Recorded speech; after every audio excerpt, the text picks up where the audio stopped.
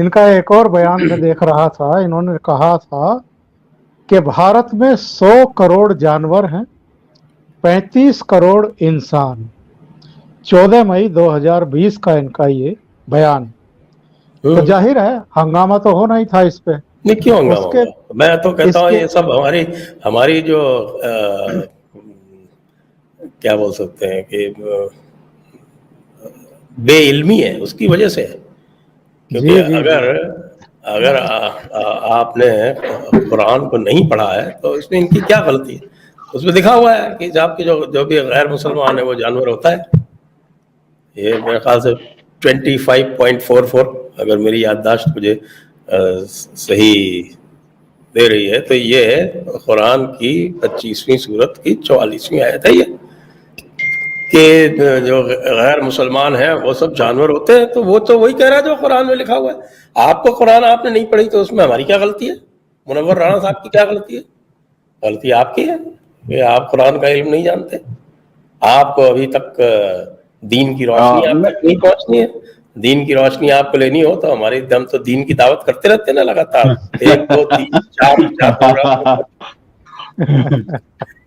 मैंने सुना है, पहले दिन की दावत को सुना है।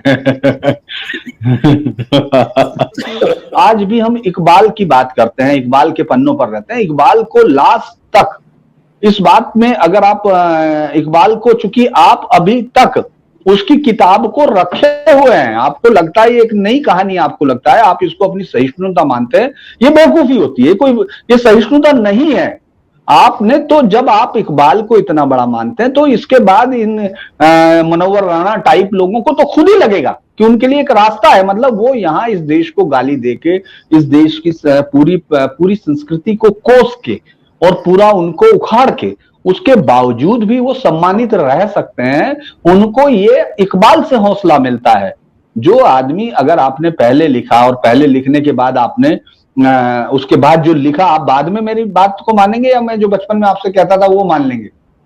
आपकी पूरी किताबें, आपका पूरा इस्लाम का जो दर्शन था वो लास्ट तक आपने हिंदुस्तान के खिलाफ नफरत उगलने के लिए किया। और अगर आपका बस होता तो आप वही सब करते जो महमूद गजनवी ने किया या जो तमाम लोगों ने किया।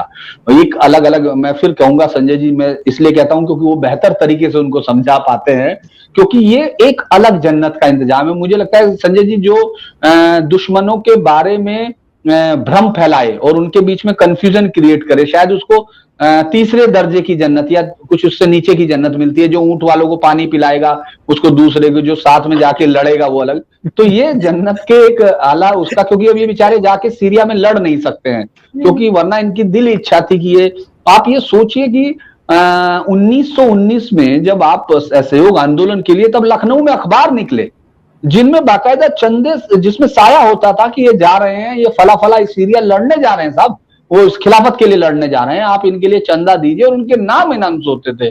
और उसमें तो ये आप लगातार उस अगर दर्शन को पढ़ेंगे, जो बात बिल्कुल मैं उसको गंभीरता से कह रहा, अभी मजाक में था, कि अगर आपने वाकई कुरान शरीफ नहीं पढ़ी, अगर आपने बुखारी की हदीस नहीं पढ़ी, तो ये आपकी गलती है, उनकी नहीं। वो पढ़ के आए हुए हैं, वो ना भूलते हैं, ना वो यह करते हैं। वो क्या नहीं भूलते हैं? वो ये नहीं भूलते हैं कि साहब उनके पूर्वज राजा थे या ये उन्होंने हम पे राज किया। वो ये जरूर भूल जाते हैं कि कितनी बार छोड़ा गया, कितनी बार उन पर दर्द दिखाया गया, कितनी बार उनको रोटियां दी गई, कितनी बार वहां से पैगंबर साहब के रिलेटिव भाग के आए, कितनी बार उनको शरण दी वहां उस पर मुल्तान में। मतलब वो कुछ भी वो याद रखते हैं, बस आप कुछ नहीं रखते हैं। वो ये रखते हैं, वो ये याद रखते हैं कि अकबर महान होता, वो उसको साबित करते हैं। वो ये भूल जाते हैं कि 30,000 उन बेचारे निरपराध जो युद्धरत नहीं थे, जो युद्ध के बाद उनके कत्लो गारत करने वाले, हरम के 5,000 रखने वाले, वो उन सबको भूलते हैं। तो इसीलिए आपको जब ये याद आता हो तो आप इनकी अरब जाने वाली बातों को, जैसे कल उन्होंने कहा पाकिस्तान, तो मैं एक छोटा सा प्रोग्राम कर रहा था, आप जानते हैं संजय जी, और मैं कम करने लगा, लेकिन उसमें भी लोगों ने लिखा कि इनको अभी चले जाना चाहिए। मुझे लगता है कुछ लोग फाइनेंस कराना चाहते थे, वो कह रहे थे आएगा तो योगी ही, हम अभी से फाइनेंस कर देते हैं। तो मुझे लगता है कि आप अगर अपने प्रोग्राम के बाद ऐसे कुछ टिकट उन तक भिजवा दें तो बेहतर होगा, क्योंकि उनको पैसे की चिंता भी नहीं रहेगी। उनका बेटा, वो भूल जाते हैं कि उनका बेटा खुद पे गोली चलवाने के लिए षड्यंत्र रचता है। उनको याद क्या आता है कि साहब मेरे घर पुलिस आ गई। अरे भाई, अगर आपके घर पुलिस आ गई और आप उसमें भी झूठ बोलते हैं कि आपका परिवार के साथ झगड़ा चल रहा है, आपका भाई साहब बोलते हैं, आपके आपकी हर तरह से आपके ईमान की चीज आपके सामने साया हो रही ना, तो ये सब एक हमको मुझे लगता है कि एक बेहतर काम इन्होंने किया। मनोवर राणा के मैं इस बात के लिए उनको शुक्रिया अदा करूंगा कि कम से कम आप जैसे लोगों का इन पर ध्यान तो गया। बिल्कुल। अब इनके कम से कम इनकी जो अदबी, जो एक अंदर से छिपी हुई, जो मैंने कहा कि फिर संजय सर से जरूर पूछूंगा वो कौन से दर्जे की, क्योंकि मुझे याद नहीं आ रहा, उसमें लिखा हुआ है, मैंने पढ़ा था कि उनको कौन से दर्जे की जन्नत महसूस होगी, जो इस तरह सबसे बड़े तो वो तो जन्नत फिरदौस, वो नहीं मिलेगी इनको, लेकिन इन्होंने देर कर हाँ, तो इन्होंने गलती कर दी, इनको देर कर दी इन्होंने। वैसे ये बता सकते हो, जाकिर नायक ने तो जरूर फतवा दे दिया था कि रवीश कुमार जाएंगे तो जहन्नुम में, भले उनको जो है वो पहले दर्जे वाला मिले, 7वें दर्जे वाला नहीं मिले। नहीं, ये उनको नहीं, उन्होंने ये बात राष्ट्रपिता उनके लिए भी कही थी, किसी, मुझे जहां तक याद आता, उन्होंने उनके लिए भी कहा था। उन्होंने अपने उस प्रोग्राम में जो यहाँ था उनसे सवाल किया गया था, तो उन्होंने कहा था कि वो बहुत बेशक अच्छे हैं, फला किया, लेकिन जाना तो उनको जन्नत। जैसे आप इस बात को मैं जैसे गांधी को जन्नत जाना ही है, कई लोगों ने पूछा। हाँ, उनसे पूछा था। तो आपको एक किस्सा सुनाता हूँ महात्मा गांधी के बारे में। महात्मा गांधी के जन्म में जाने बारे में खास तौर से, खैर इस्लाम में तो इसमें कोई कंसेशन नहीं है, लेकिन जो है आपके जो क्रिश्चियंस है ना, वो थोड़ा इसमें जोड़ा गोल मोल जलेबी करके करते हैं, लेकिन उनसे भी जब पूछते तो बड़ा वो हो जाते हैं। तो सब एक इनका सेक्ट होता है मॉर्मन। तो मॉर्मन सेक्ट ने एक नई तजवीज निकाली। उन्होंने कहा कि साहब के हम जो लोग मर गए हैं उनको भी बैप्टाइज कर सकते हैं।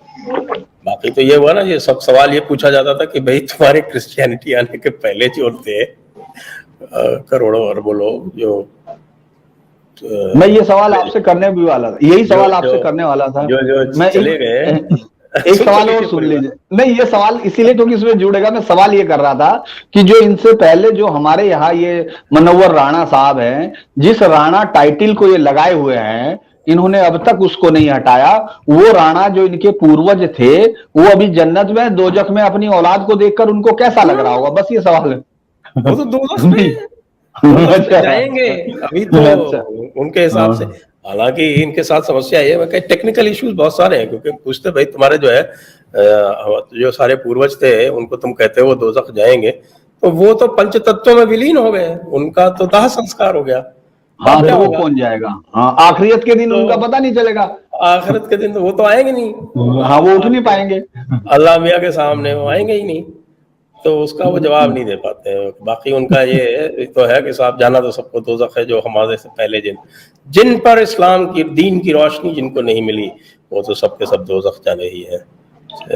इससे उनको कोई जरा सा भी, इसीलिए जब वो कहते हैं ना कि तुम्हारे पूर्वज हिंदू थे, अरे भाई क्या कॉन्सेप्ट है पूर्वजों का, ये तो समझ लो पहले, उसके बाद पूर्वजों की बात करो। पूर्वजों के लिए इस्लाम किसी भी प्रकार की इज्जत, रिस्पेक्ट, किसी भी प्रकार का आदर भाव नहीं रखता है। ये बेसिक चीज समझने की है। मैं मॉर्मन्स की बात कर रहा था, तो मॉर्मन्स ने इसका अच्छा तरीका निकाला। उन्होंने कहा कि साहब के उन्होंने एक अपने यहाँ तजवीज निकाली कि जो मर चुके हैं उनका भी वो बैप्टिज्म कर देते हैं। तो जब बार बार लोगों ने मजाक उड़ाया कि भाई ये बताओ गांधी जी तो इतने अच्छे आदमी थे कि वो हेवन गए या हेल गए, तो इनके पास जवाब नहीं होता था। तो मॉर्मन सेक्ट ने अपनी इस नए तरीके से गांधी जी का 1996 में उनको बैप्टाइज कर दिया। ओ, गांधी जी जा चुके, इसका मतलब है गांधी जी को भी बैप्टाइज कर दिया। तो इसलिए भाई नहीं मालूम। अब हिंदुओं और क्रिश्चियंस तुम्हारे लिए कोई जगह नहीं है, वो मॉर्मन बन चुके हैं, वो मॉर्मन बैप्टिस्ट हो चुके हैं। फिर लोगों ने उनके खिलाफ शिकायतें मुकदमे की, तो उसको मानते नहीं आजकल, लेकिन ये फैक्ट है, ये इस तरह से हुआ था। तो इसलिए ये बहुत तरह के एंटरटेनमेंट है। आप इकबाल की बात कर रहे थे, तो इकबाल ने पहले तो जो लिखा कौमी तराना जो हम लोग गाते हैं, लेकिन उसका मिल्ली तराना जो है हम भूल जाते हैं, वो अलग था। और सबसे खतरनाक जो उसके जो शिकवा और जवाब शिकवा जो उसने लिखा, वो आपने जो एक तरह से वॉर क्राई है पूरी तरह से। शिकवा में तो ये शिकवा करता है वो अल्लाह से कि अल्लाह हमने तेरा क्या क्या नहीं किया, और तूने इसके बाद भी यहाँ जो है हमको फतेह नहीं दिलवाई इन काफिरों पे। जी, काफिरों पे नहीं आप मार। फिर उसका फिर जवाब शिकवा लिखता है कि वो अल्लाह कहता है उससे कि तुम्हारे में कमजोरी है, तुमने जो है वो दीन जो है वो ढंग से कायम नहीं किया। तो ये सब चीजें इसमें, ये तबलीग इसी में से निकलती हैं, सब यहाँ से है। तो अब हम क्या कर सकते हैं, लोग पढ़ते नहीं। और फिर साहब अगर हम मुनव्वर राणा को हम क्यों ब्लेम करते हैं, वो कह रहे हैं अगर 100 करोड़ जानवर है तो वो भाई सही कह रहा है दीनी हिसाब से, तो दीनी इल्म के हिसाब से तो बिल्कुल सही कह रहा है, क्योंकि कुरान में यही लिखा हुआ है। हाँ, जाहिलियत भी है, वो तो बेसिकली जाहिलियत तो वो जानवर हैं, और इसीलिए जानवरों के तो रूह होती नहीं, इसलिए जानवरों को कत्ल करने में कोई दिक्कत नहीं है। वो सिखाते हैं वैसे भी, अब कल सिखाया जाएगा, सबको ट्रेनिंग दी जाएगी, जिवे करो ऐसे। दरअसल वो दे ही रहे हैं, ट्रेनिंग तो है इस तरह के लोग। मैं तो सिर्फ इसलिए खुश हूं कि ये तमाम लोग अपने, जो कहते हैं ना कि अपने कपड़े उतार के सही मायने से सामने आए और इस तरह से लोगों ने देखना शुरू किया। क्योंकि होता क्या है, किसी के खिलाफ घृणा से पहले ये देखना सबसे ज्यादा जरूरी है कि हम ये देखें कि आखिर उसका पूरा इंटेंशन क्या रही है। आप जब लगातार जा रहे हैं, आपके शब्दों की कीमत ज्यादा होती चली जाती है। आप इस बात की, आप जब शायरी में जाते हैं तो आप जो सदर होता है, जो कहते हैं कि इस समय ये इस की सदारत कर रहे हैं, उन तमाम लोगों की आप बहुत इज्जत और रसूख की बात करते हैं। लेकिन जब आप जब सीनियर हो जाते हैं तो आप तुरंत अपने लिए इस पूरे अदब में धर्म की और जिहाद की रोशनी खोजने लगते हैं। तो यकीनन उन तमाम लोगों को आप बेवकूफ साबित करते हैं जिन्होंने आप पर यकीन किया, जिन्होंने आपकी शायरी के लिए तालियां बजाई, जिन्होंने आपके गले में माला डाली। ये तमाम चीजें आपको साबित करने के लिए काफी होती हैं कि आखिर इस तरह के लोगों को खोजा कैसे जाए। और इस तरह के लोगों की खोज जो लंबे अरसे से आप बंद कर चुके थे या कभी की नहीं गई थी। यहां तक कि मैं हैरान होता हूं कि उसके तमाम चीजों पे आपने देखा होगा, उस पर इतनी बहस हो चुकी, अश्लीलता के लिए या तमाम चीजों पर। वो उसकी बहस की शुरुआत मुझे लगता है कि उन्हीं की पेंटिंग से शुरू हुई थी। हालांकि जो राजा रवि वर्मा पर केस चला था 1902 के करीब, वो अलग चीज तमाम चीजों में थी। लेकिन इन्होंने जो किया था, हुसैन साहब, जिनको अभी भी मुझे लगता है कि हो सकता है हमारे इस वीडियो के बाद आपको कुछ, मतलब हालांकि ज्यादातर काफी अब समझदार होने लगे हैं लोग, और मुझे खुशी होती है जब मैं देखता हूं उन लोगों को, क्योंकि उन लोगों को अब दीन की रोशनी चाहिए। यानी दीन का मतलब उनका दीन नहीं, अब मैं उनके दीन को समझ के अपना दीन समझ लें। और मैं भी यही कह रहा हूं कि सबको पढ़ना चाहिए। जो लोग समझना चाहते हैं कि सहिष्णुता क्या होती है, वो तब तक नहीं समझ पाएंगे जब तक वो इनको नहीं पढ़ लेंगे। जब इस तरह के अदबी लोगों की जो इस तरह की शायरी है उसको नहीं समझ लेंगे और इनके साथ नहीं बैठेंगे, तब तक आप अपना नहीं समझ सकते हैं। क्योंकि आपको लगता है सब इजी इजी है। आपको देखना होगा कि आपके पूर्वज किन लोगों से टकराए, इस तरह की चीजों के, इस तरह की वहशियत के साथ, जिसमें इस उम्र में, जिनके साथ शायद ही किसी ने, मुझे लगता नहीं संजय जी, इनके किसी मुशायरे में 60% से कम हिंदू आबादी रही होगी या किसी ने बेअदबी की होगी, सबसे ज्यादा तालियां बजाई होंगी। वो किताबें अगर आप किसने खरीदी ये भी आप देख लीजिए, आपको पता चल जाएगा। आपके घर में या मेरे घर में जरूर एक किताब होगी, या इनके घर में जरूर किताबें होंगी। और अभी इनके जो तमाम, जिनके लिए ये लड़ाई लड़ने की बात कर रहे हैं, उनके यहाँ इसकी बजाय मुझे लगता है कि हिदाया होगी, या जो आप अभी अनुवाद कर रहे हैं वो होगी उससे ज्यादा। ये सब ऐसे ही है। राहत इंदौरी को ले लीजिए ना, राहत इंदौरी जी, क्या, मैं आपको यही कह रहा कि ये सबसे, मैंने इसीलिए कहा उनसे, ओंकार सर से, कि अदब पे कभी होना चाहिए कि क्योंकि बशीर बद्र को लोगों ने इतना सब समझाया, उनकी भी चोरी की आदत कभी नहीं गई। उन्होंने हफीज मेहटी साहब का शेर था, कोई गले में, कोई हाथ भी ना बढ़ाएगा, जो गले मिलोगे तबाक से जरा फासले से मिला करो, ये अजीब मिजाज का शहर है। ये मेरठ अजीब, हफीज मेहटी साहब का शेर उन्होंने अपना शेर बना के पूरी दुनिया में बेच दिया।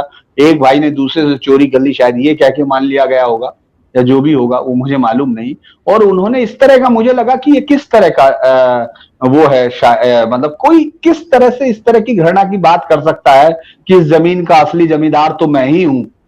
मतलब आप ये सोचिए आप क्या। और उस पर जो कराची का पंडाल है वो तालियों से गूंज रहा था, उनको लग रहा था कि एक आला दर्जे की जन्नत उसने पक्की कर ली बशीर बद्र ने, उसको खुद लगा हुआ, क्योंकि उसने काम कर लिया, उसने उनकी निंदा करके। तो मुझे लगता है ये सब चीजें अदब में बहुत है। चाहे राहत इंदौरी तो खैर, राहत इंदौरी तो साफ साफ मतलब लास्ट में तो हाँ, उसके ऊपर भी तालियां लेता था। ये देखिए क्या है कि क्या साहब के, जब वो उसने कहा ना, वो क्या सभी का खून शामिल है यहाँ की मिट्टी में, हाँ हाँ, वो हम जो वो उससे भी ज्यादा बड़ी चीज, अगर आप उसमें वो क्या कहता है सुनिए, हाँ जो मतलब थोड़ा सा भी आप गौर करेंगे तो आप समझ जाएंगे कि वो क्या कह रहा है। कह रहा है कि साहब जो आज साहिबे मसनद हैं हाँ, कल नहीं होंगे, कल नहीं होंगे। हाँ किराएदार हैं जाती हाँ, मकान जाति मकान थोड़े ही है। थोड़े हैं। ये किसके जाति लिए है? मकान तो ये बिल्कुल बिल्कुल ये जो है वो आपकी हिंदुओं की हुकूमत के लिए ही है, हाँ, उसके ये लिए कह रहे बेसिकली हैं उसी है। कि हम कब्जा करेंगे। उसने बाद में ये भी कहा था कि इस बार कोई हिजरत नहीं होगी, मतलब हम यहीं कब्जा करेंगे, छोड़ के पाकिस्तान अलग नहीं बनाएंगे, हम यहीं कब्जा करेंगे। और हमारे जो मूर्ख वो उस पर तालियां बजाते हैं बगैर समझे। सही सही।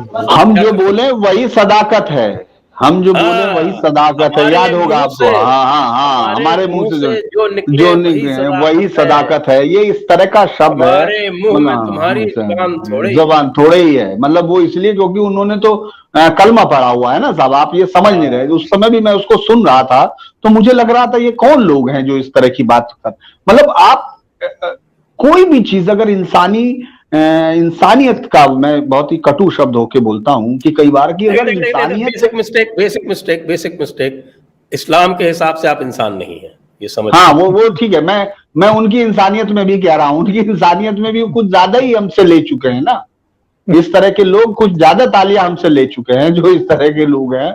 अगर मैं उस बेसिक मिस्टेक से अलग रखता हूं, क्योंकि हम लोगों के यहाँ तो मैं ये सोचता हूं कई बार कि वसुदेव कुटुंबकम जब आपने कहा होगा, उस वक्त तो दुनिया की बहुत बड़ी सभ्यताएं पैदा नहीं हुई, और जब जो शहर आज महानगर जिनकी तरफ आप देखते हैं, कभी गांव भी नहीं रहे होंगे, लंदन और पेरिस, उस वक्त आपने ये सब कहे जब कल्चर खड़ी नहीं हुई, तो हम तो उसके बावजूद असहिष्णु हो गए। मैं सोचता हूं कि मैं संजय सर से भी कह चुका और आपसे भी कि पिछले 3 सालों में कितने आईएस के सिंपथाइजर, उनके एक्टिविस्ट, अल कायदा के, ये लोग यहां पकड़े जा चुके हैं। तो जानते हैं उस चीज पर कभी बहस नहीं होती, उस पर कभी कोई चीज नहीं हुई, क्योंकि उन्होंने ये मान लिया। अभी आपने देखा होगा कि ये उसने जो इस्तेमाल किया, आप शब्द सोचिए क्यों क्यों कहा जा रहा है, क्योंकि आप बहस करते हुए कतराते हैं, आपको डर लगता है कि कोई बुरा मान जाएगा, लेकिन वो उन चीजों को धुंधला करके उनके लिए आगे का रास्ता तय करते हैं। जैसे इसने कहा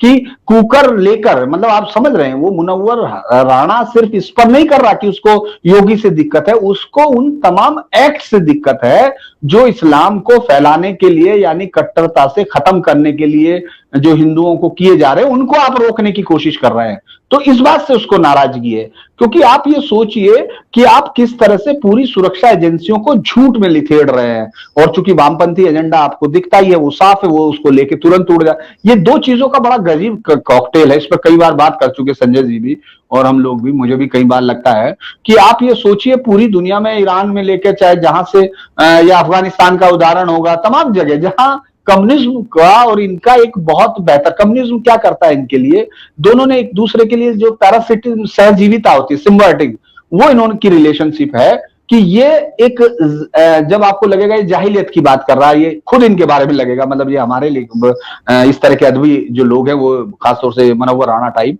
वो जो समझेंगे कि ये जाहिलियत या तमाम चीजें हैं, तब उसको इंग्लिश में अच्छे से सजाकर और अंतरराष्ट्रीय मंचों पर या खासतौर से देश के अंदर ट्वीट की क्रांति करने के लिए लेफ्ट का इस्तेमाल होता है। यानी वो उसको शुरुआत करता है कुरान शरीफ की उन आयतों से जिनको वो बहुत मुतासिर होकर काफिरों को खत्म करने की बात करते हैं, और फिर उसको एक बेहतरीन आधुनिक जामा पहनाने के लिए वो ट्विटर से तैयार रहते हैं।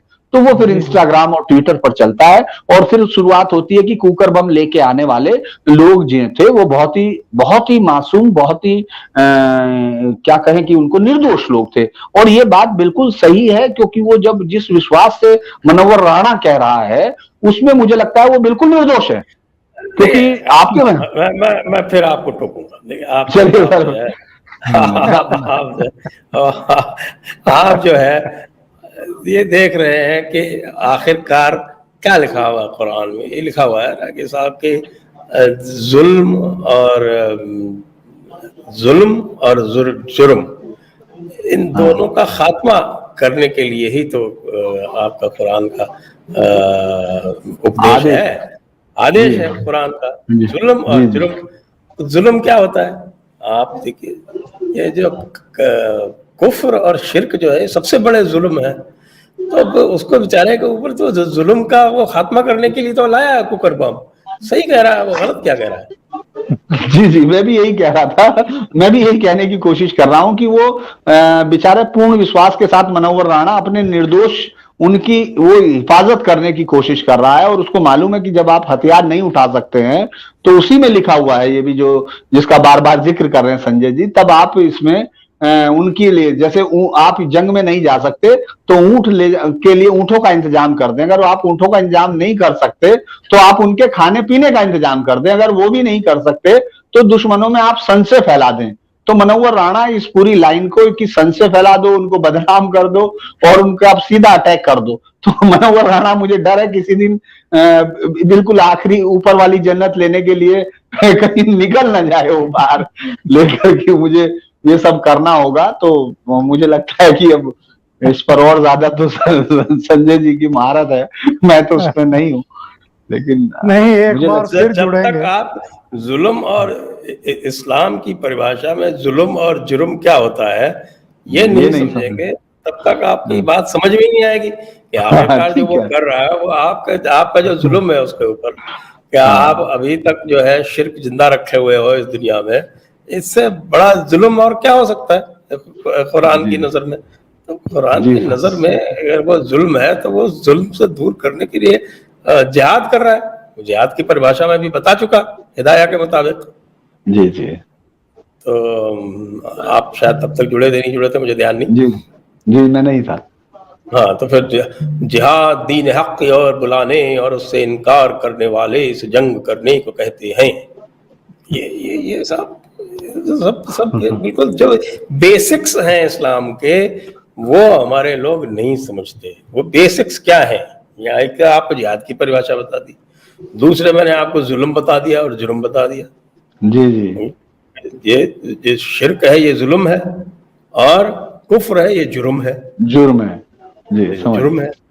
तो जुल्म और जुर्म दोनों का ये वहां से एक आदेश है कि साथ इसको आपको जिहाद करना है और इसको खत्म करना है। जुल्म और जुर्म से तो आप कैसे आप करोगे?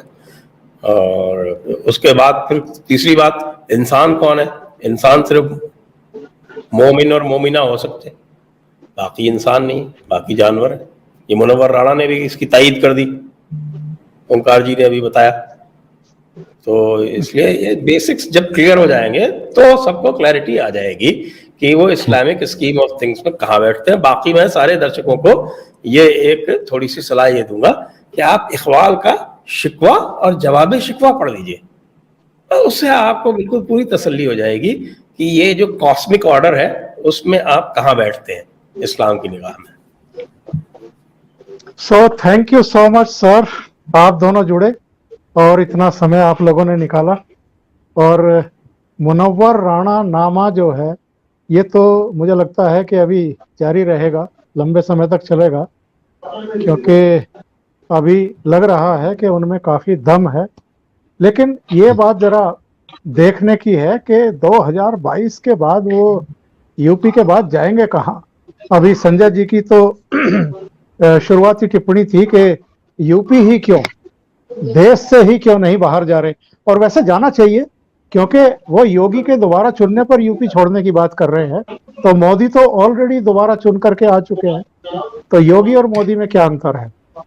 हाँ, उनको हिजरत करनी चाहिए, क्योंकि ये भी लिखा हुआ है जो हाँ, हिजरत करनी होगी आपको। वो ये कह रहे हैं कि साहब दारुल हरम में नहीं मरना चाहिए। हाँ, मोहम्मद अली जौहर थे, वो मरने के लिए बाकायदा जेरूसलम गए। जेरूसलम गए साहब, मैं यहाँ की क्या कई सारे यहाँ से कहीं मैं उनके नाम भूल रहा हूँ, उनमें से कहीं को दफनाया गया। हमारे मौलाना आजाद, मौलाना आजाद, हाँ उनका जो है कॉल दी थी कि सब लोग अफगानिस्तान चलो, ये दारुल हर्ब है, नहीं रह सकते। बाकायदा कुछ लोगों को वहां दफनाया गया है ले जाके उनको, जिन्होंने वहां, मुझे याद आ रहा है अभी उनको कि दफनाया भी वहां गया है काफी लोगों को, वो वहीं जाके दफन होना चाहते हैं। वैसे एक और ब्रिलियंट टिप्पणी आई है जी, आपके इसके ऊपर, जी वो जी। रहा हूँ मैं और पढ़ दूँ, एक मिनट ढूंढ रहा हूँ उसको। हाँ, कह रहा कि साहब की मुनव्वर की तशरीफ पे चर्बी बहुत थी।